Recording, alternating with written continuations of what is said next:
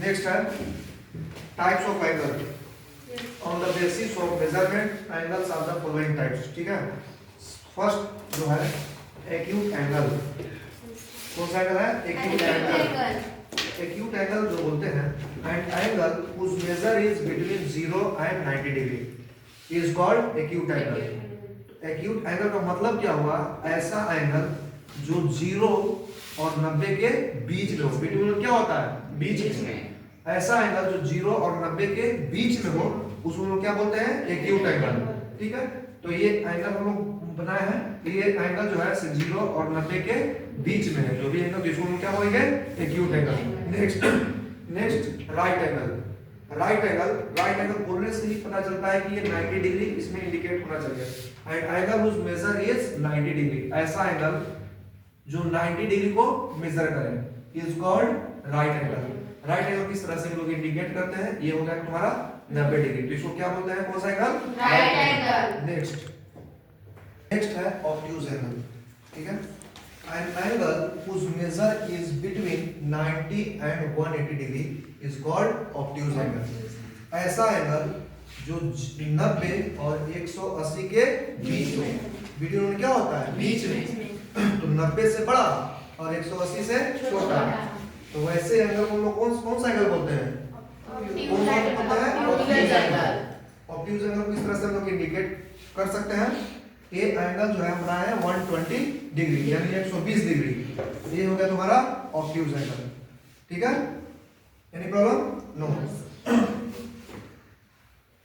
4 number straight angle. Straight का मतलब क्या होता है? सीधा। स्ट्रेट का मतलब क्या होता है? सीधा। तो straight angle and angle whose measure is 180 degree is called straight angle. ऐसा एंगल जो 180 को मेजर करता है तो उसको क्या बोलते हैं? Straight angle. स्ट्रेट एंगल तुमको इस तरह से दिया हुआ है, यहाँ से OA और इधर से क्या है? OB। यहाँ से 180 डिग्री बना है तो इसको क्या बोलते हैं? Straight angle. That's all. Next है रिफ्लेक्स एंगल। ठीक है, नेक्स्ट है reflex angle. An angle whose measure between 180 degree and 360 is called a reflex angle। ऐसा एंगल जो 180 से बड़ा और 360 से क्या होता है? छोटा, उसको क्या बोलते हैं हम लोग? Reflex angle. तो रिफ्लेक्स एंगल को हम लोग इससे इंडिकेट करते हैं। एक OA है और एक क्या है? OB। और ये जो एंगल आपका बना वो रिफ्लेक्स एंगल। मान के सपोज हम लोग 270 डिग्री लिख सकते हैं, तो ये क्या हो गया? Reflex angle. ठीक है, ये हो गया रिफ्लेक्स एंगल। नेक्स्ट है आपका कंप्लीट एंगल।